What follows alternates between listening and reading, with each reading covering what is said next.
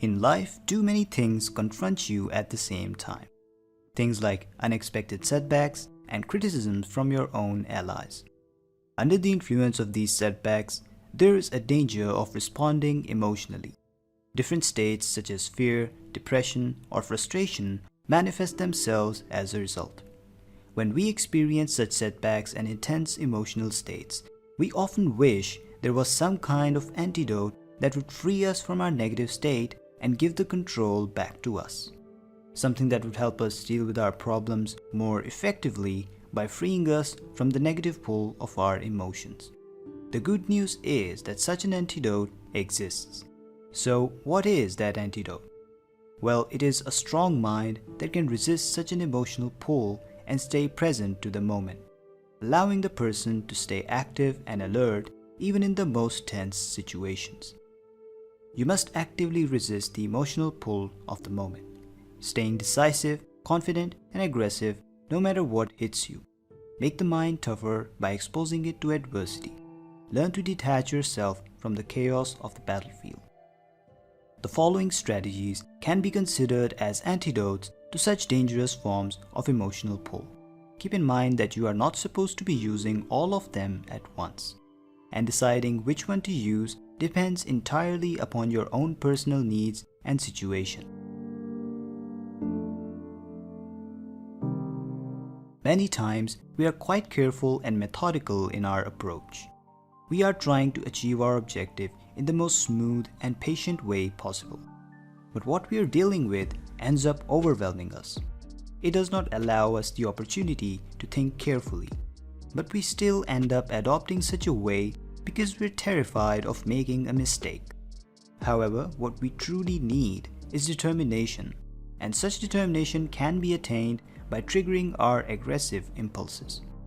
Presence of mind is kind of a counterbalance to mental weakness, a counterbalance to our tendency to get emotional and lose perspective in the heat of events. Our greatest weakness is losing heart, doubting ourselves, and becoming unnecessarily cautious. Being more careful is not what we need. What we need is more resolve that focuses all of our energy into the right direction.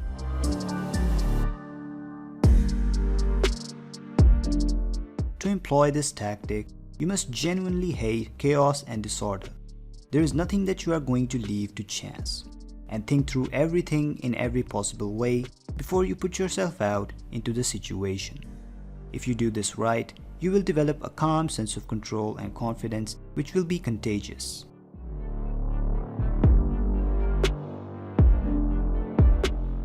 When circumstances scare us, our imaginations tend to take over and fill our minds with endless anxieties. Oftentimes, the best way to calm down and give yourself control is to force the mind to concentrate on the rather simpler task.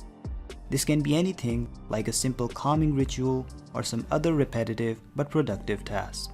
By doing this, you create a kind of composure you naturally have when your mind is absorbed in a problem. A focused mind has no room for anxiety.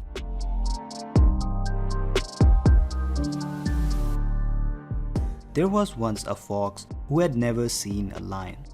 But one day, he happened to meet one of these beasts face to face.